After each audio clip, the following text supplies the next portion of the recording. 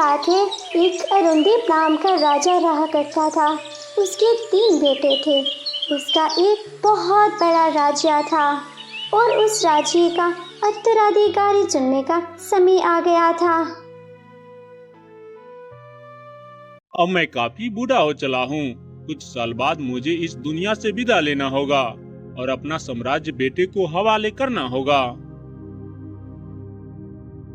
ऐसे अशुभ बातें ना बोले महाराज, अभी तो आप और जिएंगे। कोई भी व्यक्ति इस धरती पर अमर बनकर नहीं आया है। हर कोई को एक न एक दिन मरना ही होगा। मेरी चिंता तो ये है कि अपना 3 बेटे में से कौन होगा जो प्रजा के साथ लेकर चलेगा और एक अच्छा राजा बनेगा। अब महाराज, इनकी परीक्षा शायद वक्त ही लेगा। अब आप इसे वक्त पर छोड़ दीजिए। राजा कुछ सोच रहा होता है।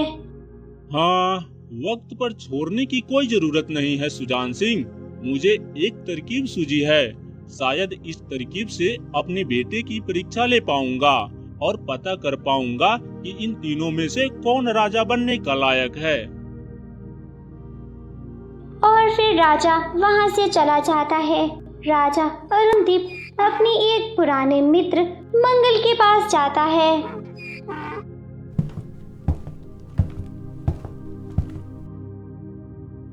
कैसे हो मंगल?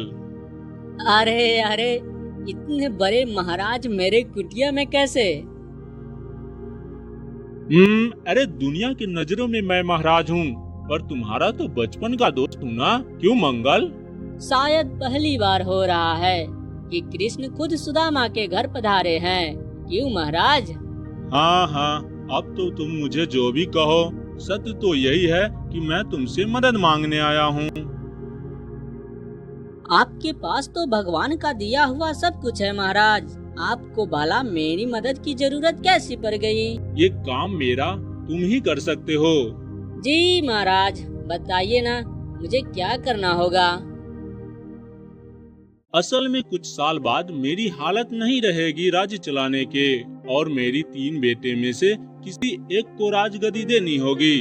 अब कौन उस गद्दी का असली हकदार होगा और कौन सच में काबिल होगा, ये पता करने के लिए तुम्हें और मुझे मिलकर एक नाटक रचना होगा। कैसा नाटक महाराज? और फिर राजा मंगल के कान में सब कुछ बता देता है। ठीक है महाराज, मैं समझ गया। आप बिल्कुल चिंता न करें, मैं ये बहुत अच्छे तरह से कर लूँगा।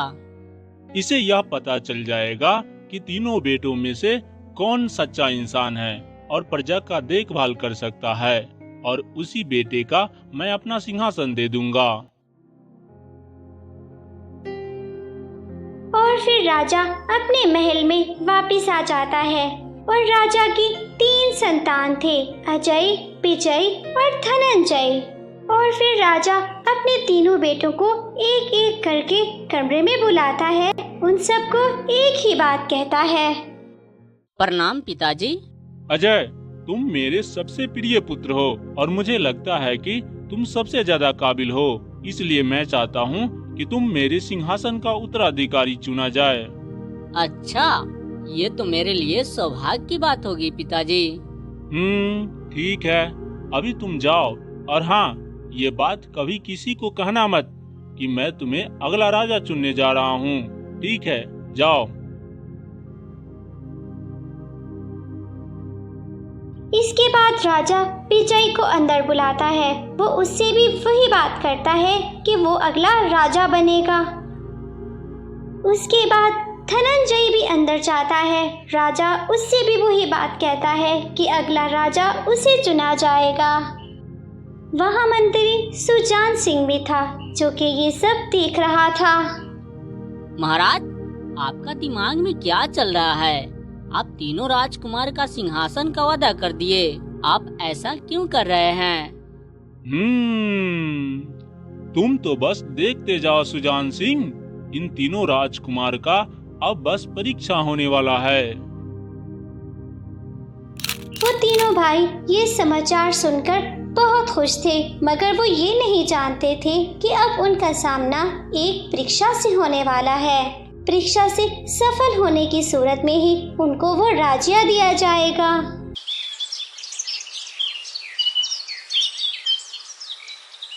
कुछ दिन बीत जाते हैं। वो तीनों भाई राजा बनने के सपने देख रहे थे। तभी एक सभा बुलाई जाती है। उस सभा में एक राजा था। राजा का मंत्री सुजन सिंह और एक सैनिक था। राजा के तीनों बेटे भी थे उस सभा में। इसके साथ साथ एक कैदी भी था जिसको सजा दी जाने वाली थी। वो कैदी और कोई नहीं बल्कि बनवारी ही था, जो कि कैदी बनने का सिर्फ नाटक कर रहा था। क्या हुआ पिताजी? इस कैदी का अपराध क्या है और इनको क्या सजा दी जाएगी?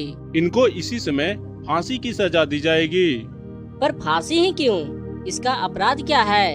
ये इंसान आज भरे बाजार में महाराज यानी मुझे गाली दी। राजा के खिलाफ जो भी आवाज उठाता है उनका सिर्फ एक ही दंड है, फांसी। ये आप क्या कह रहे हैं पिताजी?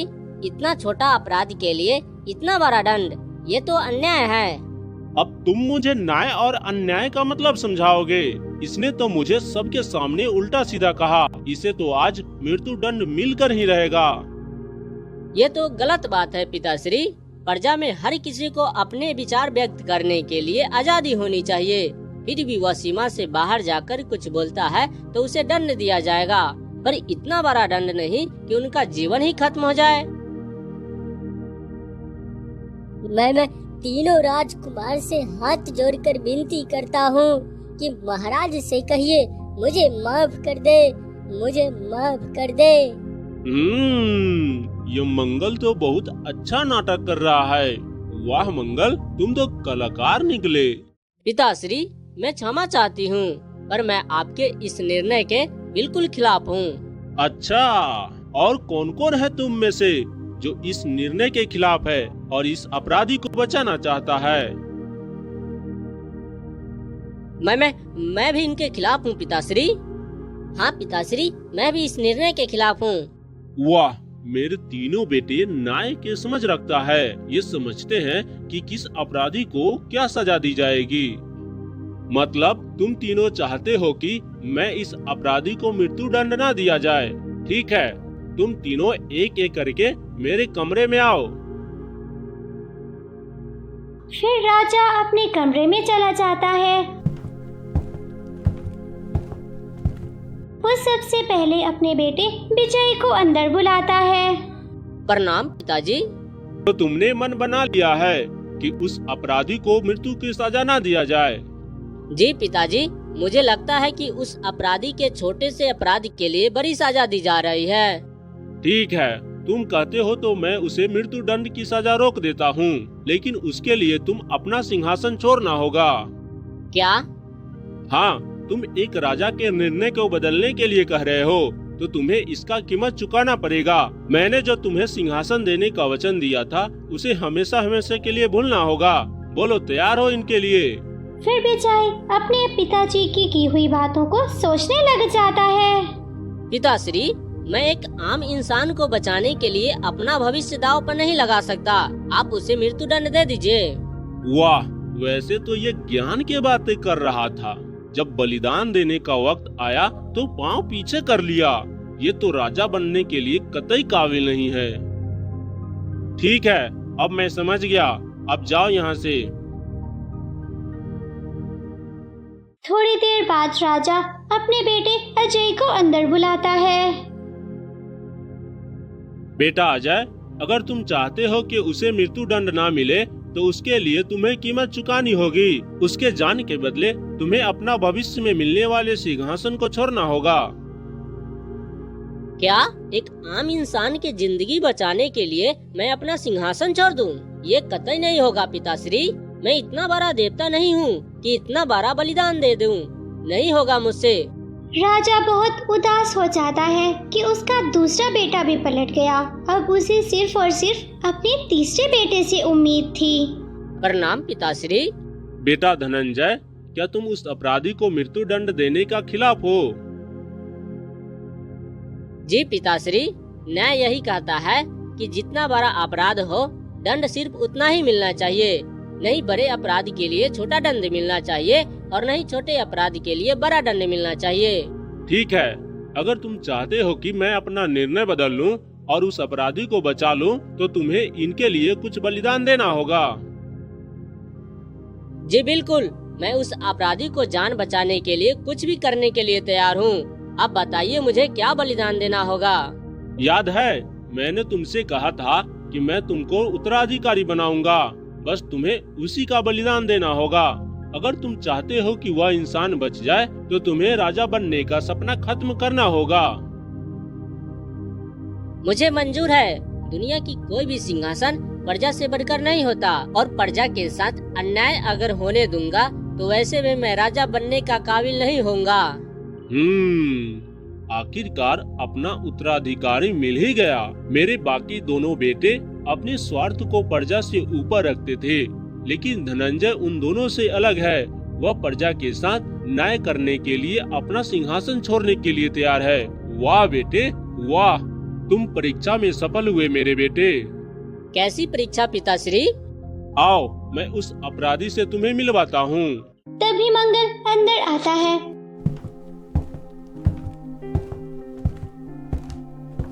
उसने बहुत अच्छे कपड़े पहने हुए थे और फिर उसे देखकर बिल्कुल भी नहीं लगता था कि ये एक अपराधी है और इसको सजा मिलने वाली है। मेरा अभी का महाराज और भविष्य का महाराज दोनों का प्रणाम। इस इंसान ने कोई भी अपराध नहीं किया था और इसे कोई भी मृत्यु दंड नहीं मिलने वाला है, बल्कि ये मेरे बचपन का दोस्त मंगल है, जिसके साथ मिलकर मैंने नाटक रचा और अपने तीनों बेटे का परीक्षा लिया। उस परीक्षा में अजय और विजय सफल नहीं हो सका, लेकिन धनंजय अपने न्यायप्रियता के कारण सफल रहा। पिताश्री, आपने बचपन से मुझे जो भी सिखाया है उसको मैंने अपने जीवन में भली भांति उतारा है। मैं जानता हूँ कि इस संसार में न्याय से बढ़कर कुछ भी नहीं है। एक राजा कभी भी निर्दोष की सजा नहीं दे सकती। वाह, तुम तो 100% काबिल हो राजा बनने का। फिर राजा अरुण देव अपने बेटे धनंजय की सोच पर बहुत खुश होते हैं और वो अपनी राजगद्दी अपने बेटे धनंजय को देते हैं। ये सब देखकर दोनों भाई अजय विजय बहुत उदास थे और बहुत शर्मिंदा थे।